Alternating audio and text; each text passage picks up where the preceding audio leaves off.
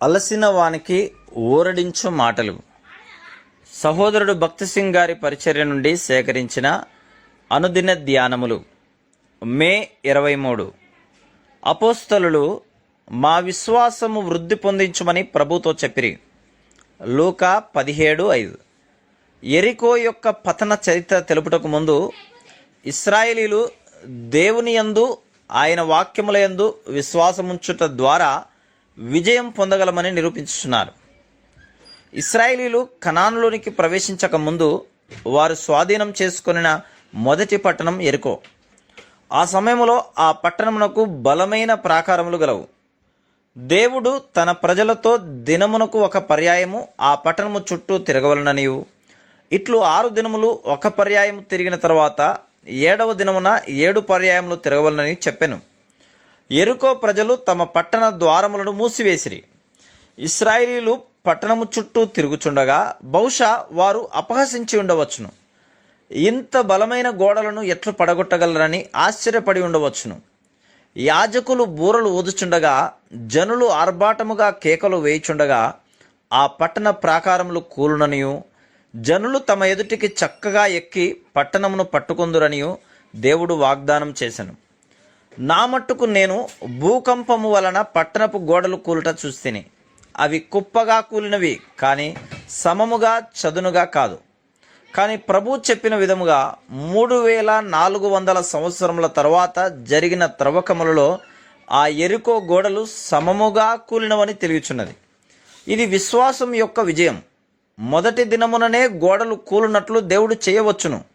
కానీ ఆయన అసాధారణమైన ఆజ్ఞకు వారు విధేయులగుట ద్వారా వారి విశ్వాసం వృద్ధిపరచగోరెను. శక్తివంతమైన పరిచర్య చేయుటకు మనకు దేవుని యందు గాని ఆయన వాక్యమునందు గాని ఎట్టి అనుమానము లేని బలమైన విశ్వాసం అవసరం.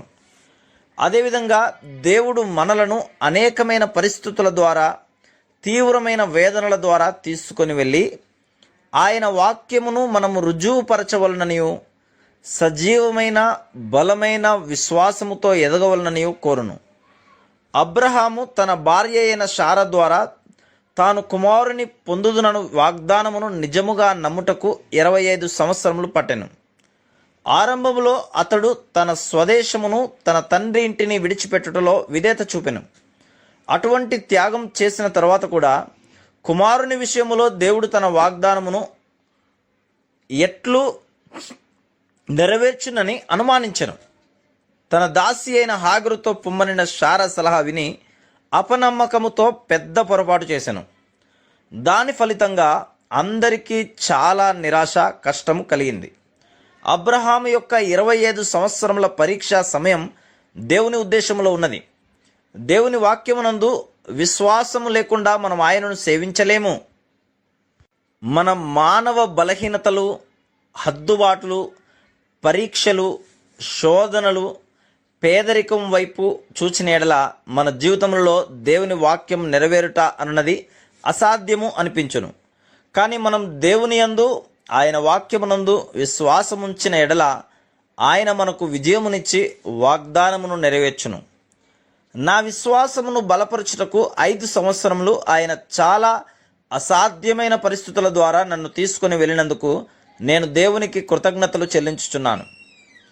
ఇప్పుడు నేను అన్ని విషయములలో ఆయనను స్తుతించెదను. విశ్వాసమును గురించి పుస్తకములు చదువుట ద్వారా విశ్వాసం కలగదు. కానీ బంగారము అగ్నిలో వేయబడి శుద్ధి చేయబడినట్లు శుద్ధి చేయు అగ్ని పరీక్షల ద్వారా దేవుడు మనల్ని తీసుకొని వెళ్ళినప్పుడే మన విశ్వాసము రుజువుపరచబడును, బలపరచబడును. ప్రభువా, నీ వాక్యము ఉన్నది ఉన్నట్లు నేను నమ్మునట్లు నా విశ్వాసమును వృద్ధిపరచుము అని మనం విశ్వాసముతో ప్రార్థించవలెను.